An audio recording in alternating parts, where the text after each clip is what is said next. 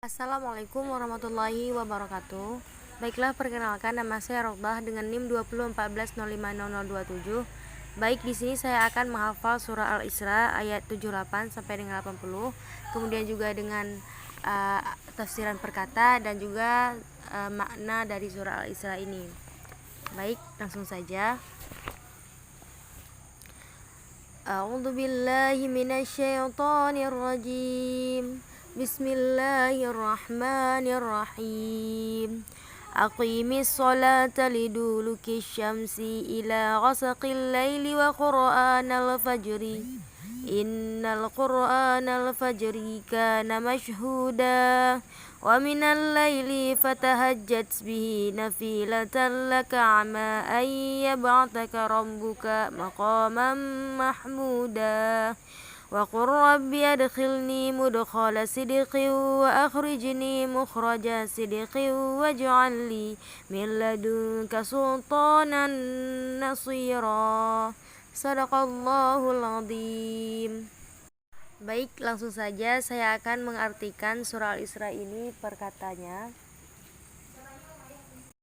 Aqimis sholata, dirikanlah salat liduluki syamsi, sejak tergelincir matahari, ila ghasaqi, ila hingga ghasaqil laili, terbenamnya matahari, wal qur'anal fajri, dan laksanakanlah salat subuh. Innal qur'ana fajri, bahwa sesungguhnya melaksanakan salat subuh ialah disaksikan oleh masyhuda, disaksikan oleh para malaikat. Wa minal laili fatahajjat bihi, dan daripada sebagian malam itu bertahajudlah, nafilatan, maka mudah-mudahan bagi kamu, ayya ba'ataka rabbuka maqaman mahmuda, ayya ba'ataka, maka bahwasanya Allah mengangkat kamu ke tempat yang terpuji, mahmuda.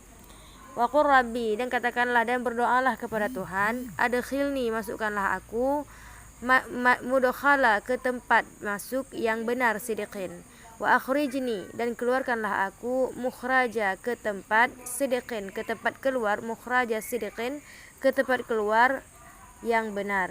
Waj'al li, dan berikanlah kepadaku, min ladunka, daripada sisimu, kekuasaan yang dapat menolong.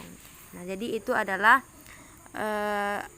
terjemahan daripada perkata surah Al-Isra ayat 80 dan 7 ayat 78 dan 80. Nah, jadi setelah saya mengartikan surah Al-Isra ayat 78 sampai 80 perkatanya, nah sekarang mari kita masuk ke dalam tafsiran daripada surat ini, di mana pada ayat pertama yaitu ayat 78, ayat ini memerintahkan kita, atau pada mulanya memerintahkan Rasulullah Sallallahu Alaihi Wasallam agar mendirikan sholat sesudah matahari tergelincir sampai gelap malam, dan mendirikan sholat subuh. Nah, maksudnya ialah apa yang mendirikan sholat sesudah matahari tergelincir sampai malam itu, apa yang dimaksud di situ ialah mendirikan sholat 5 waktu, yaitu sholat duhur, asar, maghrib, isya, dan subuh. Nah, melaksanakan sholat 5 waktu ialah mengerjakan dan menunaikan lengkap dengan rukun-rukun dan syarat-syaratnya, terus menerus dikerjakan sesuai dengan perintah Allah. Nah, sesuai baik secara lahiriah maupun batiniah. Nah, jadi apa yang dimaksud dengan lahiriah dan batiniah? Yang dimaksud dengan lahiriah ialah mengerjakan salat sesuai dengan ketentuan yang ditetapkan agama. Nah, sedangkan batiniah ialah mengerjakan salat dengan penuh kekhusyukan.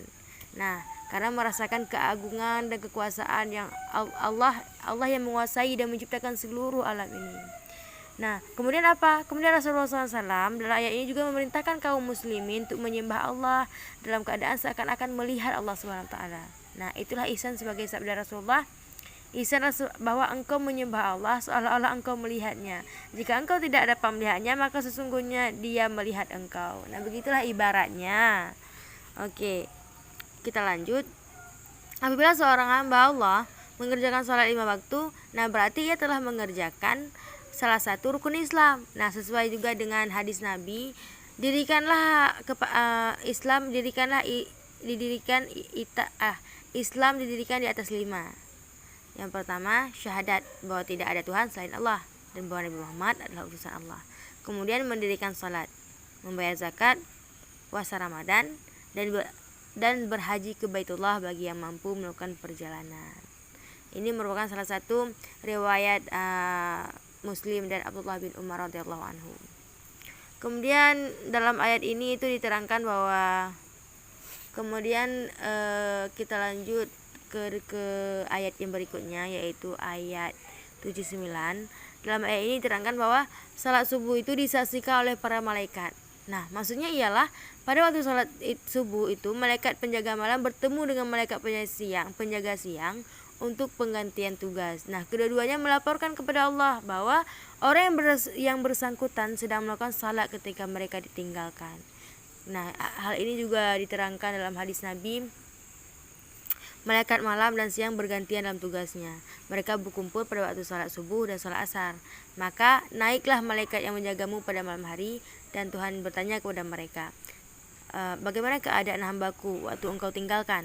Para malaikat menjawab, kami datang kepada mereka dalam keadaan salat, dan kami tinggalkan mereka pula dalam keadaan salat. Nah, jadi di waktu subuh itu sangat sempurna mengerjakan ibadah kepada Allah, disisikan oleh para malaikat. Jadi pada waktu fajar itu kita juga disunatkan untuk mengerjakan tahajud. Supaya apa? Supaya derajat kita ditinggikan oleh Allah Subhanahu wa taala. Karena pada saat kita mengerjakan ibadah sholat di waktu fajar, di waktu sepertiga malam, itu ibadah yang kita lakukan itu disaksikan oleh para malaikat. Kemudian pada sebagian malam hari maka sholat tahajudlah kamu. Nah, di sini juga maksudnya ialah sholat pada siang malam itu seperti apa yang saya katakan tadi. Sholatlah pada siang waktu malam sebagai suatu ibadah tambahan bagimu. Maksudnya agar sholat malam menjadi tambahan bagi tingginya kedudukan dan derajat kita. Berbeda dengan orang selain kita, maka sholat malam itu sebagai penghapus atas kesalahan kita. Nah, jadi pengertian ayat ini juga mengandung makna bahwasanya sholat 5 waktu itu merupakan kewajiban atas kita kaum muslimin, sedangkan sholat malam, sholat sunat itu merupakan pembeda kita muslimin, pembeda kita dengan muslim yang lain, yaitu derajat dan kedudukan kita itu dibedakan oleh Allah SWT dengan mengerjakan sholat malam tersebut. Kenapa? Ya karena tadi sholat malam itu disaksikan oleh para malaikat, dan malaikat langsung melaporkan apa yang kita lakukan pada sholat malam tersebut, ibadah apa yang kita lakukan tersebut kepada Allah Subhanahu wa taala ketika pergantian malaikat. Kemudian pada ayat 80, Allah Subhanahu wa taala memerintahkan kepada Nabi Muhammad agar mengucapkan doa Nah, dalam ayat ini yang dimaksud ialah, wahai Tuhanku, masukkanlah aku ke tempat yang kau kehendaki, baik di dunia maupun di akhirat, dan tempatkanlah aku ke tempat yang kau kehendaki, baik di dunia maupun di akhirat. Nah, di antara contoh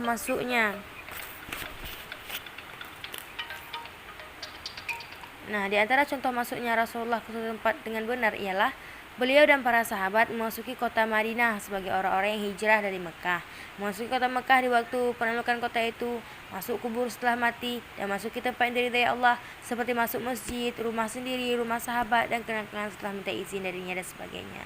Nah, keluar dari semua tempat yang dikehendaki Allah, seperti keluar dari kota Mekah waktu hijrah, keluar dari kubur waktu hari kebangkitan, atau keluar dari semua tempat yang dikehendaki Allah, seperti kota-kota yang menjadi tempat melakukan perbuatan maksiat dan sebagainya. Nah, Allah SWT juga memerintahkan kepada Nabi agar berdoa kepadanya supaya dijadikannya orang yang menguasai hujah dan alasan yang dapat diterima, dan ketika berdakwah dapat memuaskan orang-orang yang mendengarkannya sehingga bertambah kuat imannya. Jika yang mendengar orang kafir, hati mereka menjadi lunak dan mau masuk Islam. Sebagai jawaban terhadap doa Nabi Muhammad itu, Allah menerangkan bahwa Dia memelihara Nabi dari segala macam tipu daya manusia dan akan memenangkannya terhadap orang-orang kafir. Nah, ini juga dapat dapat kita bawa ke dalam kehidupan kita, di mana pada waktu di sepertiga malam setelah kita melaksanakan sholat 5 waktu, setelah kita melaksanakan sholat malam, maka jangan lupa kita berdoa kepada Allah SWT. Untuk apa? Agar Allah senantiasa berada di samping kita, berada di sekitar kita. Allah senantiasa memelihara kita dari hal-hal yang buruk, baik itu dari malapetaka, dari sihir, maupun hal-hal yang lainnya. Karena Allah akan memberikan apa yang kita minta, Allah akan memberikan apa yang kita butuhkan. Baik, sekian penjelasan dari saya. Mohon maaf bila ada kesalahan. Wabillahi taufiq wal hidayah. Wassalamualaikum warahmatullahi wabarakatuh.